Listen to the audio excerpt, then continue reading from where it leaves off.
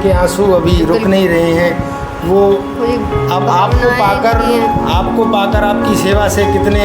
ये सब कुछ है जी। अच्छा, सब कुछ है, यही है। हाँ, जब खाना दे रहे तो आप अपने आप को अकेला ना समझें, क्योंकि ईश्वर ने आपको ये बेटे और ये बेटी दी है जो आपकी सेवा कर रहे हैं। और आप परमात्मा से प्रार्थना करें कि देखिए आप रोइए मत, क्योंकि आपको देखो कितना बड़ा परिवार मिला है, और अब तो हम भी आपके परिवार में जुड़ गए हैं, है ना। तो हम भी यहाँ पे आपके साथ रहेंगे और आपसे मिलते रहेंगे, और हम लोगों से भी प्रार्थना करेंगे कि वो आएँ और एक बार आपकी सबकी यहाँ पे देख रेख करें और सहायता करें।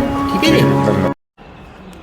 नमस्कार साथियों, आज हम ऐसी जगह पहुँचे हैं जहाँ आप देखकर एक तरफ तो खुश होंगे और एक तरफ आपको दुख होगा कि ऐसा भी हमारे देश के अंदर होता है। साथियों, हमारे इस धर्म में, सनातन धर्म में 4 आश्रम बताए हैं। सबसे पहला होता है ब्रह्मचर्य, और दूसरा होता है गृहस्थ, और तीसरा होता है वानप्रस्थ, और चौथा है संन्यास आश्रम। परंतु आज बड़े दुख की बात है कि हमारे इस देश के अंदर 2 ऐसे नए आश्रम और आ गए हैं जिनको सुनकर हमें दुख भी होता है कि ऐसा नहीं होना चाहिए था। कहीं ना कहीं ये संस्कारों की कमी है कि अनाथ आश्रम और ये वृद्ध आश्रम भी हमारे देश के अंदर खुल गए हैं।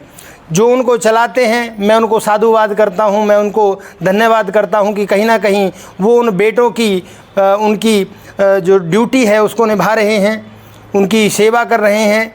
तो आइए हम एक बार दिखाते हैं आपको कि किस प्रकार यहाँ पर वृद्ध लोग रहते हैं और उनकी किस प्रकार सेवा की जाती है। आइए से तो ये तस्वीर मैं आपको दिखा रहा हूँ कि ये बाबा यहाँ पर बैठे हैं और ये कुछ माता जी यहाँ पर बैठी हैं।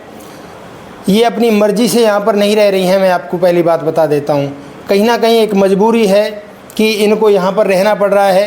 क्या कारण है ये भी हमसे इनसे पूछेंगे। बाबा नमस्ते जी। नमस्ते। क्या नाम है बाबा? नारायण दत्त। नारायण जी। तो बाबा कैसी सेवा होती है यहाँ पे? सेवा बढ़िया है। अच्छा अच्छा। बहन जी करती हैं। अच्छा। बहुत बढ़िया सेवा करती है। घर से खाना आता है। अच्छा। सुबह शाम दोनों टाइम, चाय दोनों टाइम, नाश्ता। तो बाबा वैसे मैं जानना चाहूँगा कि आपके घर में कौन कौन है? कोई नहीं। कोई नहीं है। अच्छा, कहाँ के रहने वाले हैं आप? बल्लौर। अच्छा अच्छा। तो यहाँ पे सेवा अच्छी होती है? हाँ जी, 1.5 साल हो गए। अच्छा, आपके अपने बच्चों की तरह रखते हैं? हाँ जी, बहुत अच्छा। बढ़िया। अच्छा अच्छा। घर की तरह रहते हैं। अच्छा जी।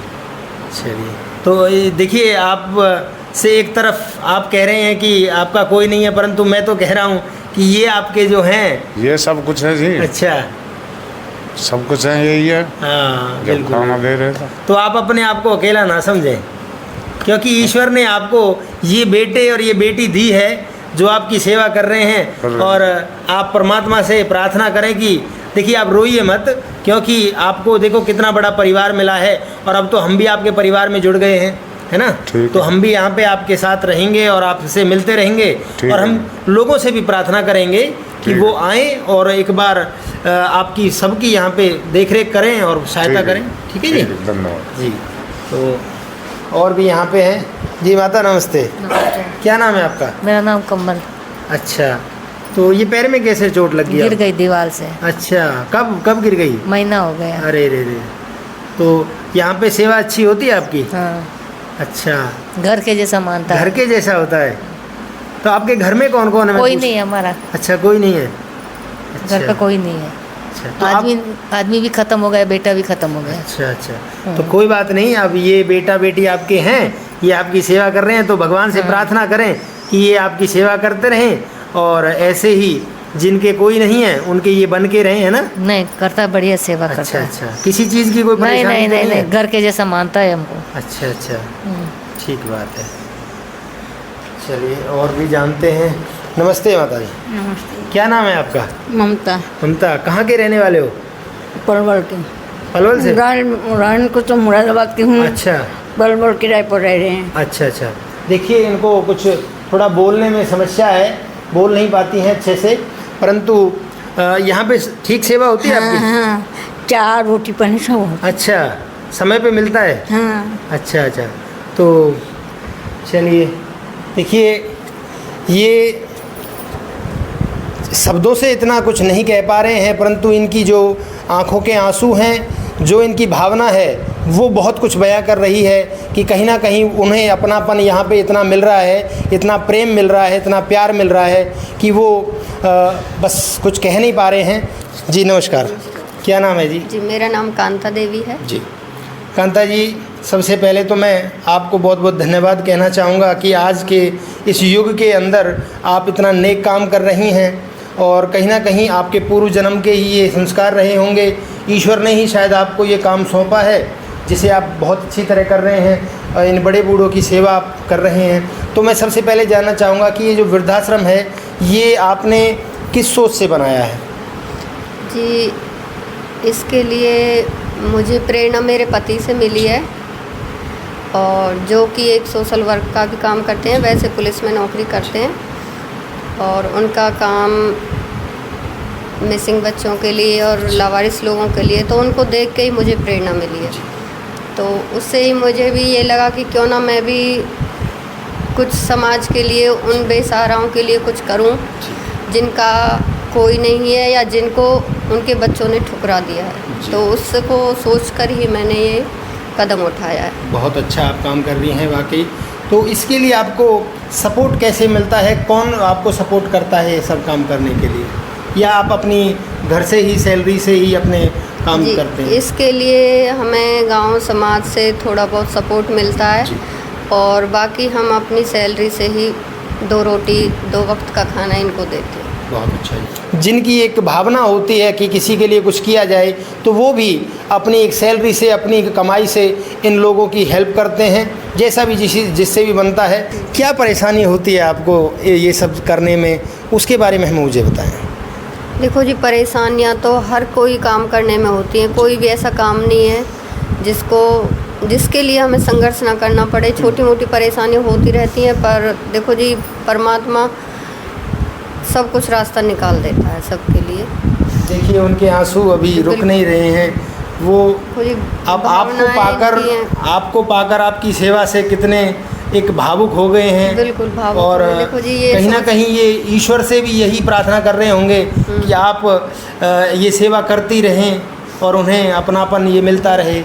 इनका ये आशीर्वाद है, हम इनकी सेवा कर रहे हैं। परमात्मा ने हमें इस लायक बनाया, इसका एक जरिया बनाया कि हम इनकी सेवा कर सकें और इनका आशीर्वाद हम पे तो कब से ये कर रहे हैं आप? जी हमें 2.5 साल हो गया करीब।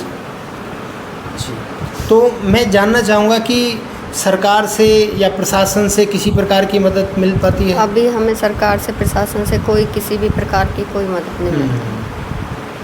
प्रशासन तक भी आपकी आवाज़ पहुंचाएंगे और देश के हर एक युवा से, हर एक उस बिजनेसमैन से, हर एक उस इंसान तक ये आवाज़ पहुंचाना चाहते हैं कि कृपया अपने आसपास जहां भी आप ऐसा कुछ सेवा घर और ऐसा आश्रम पाएं, वहां पर आप अपनी कमाई से कुछ ना कुछ ज़रूर पहुंचाएं।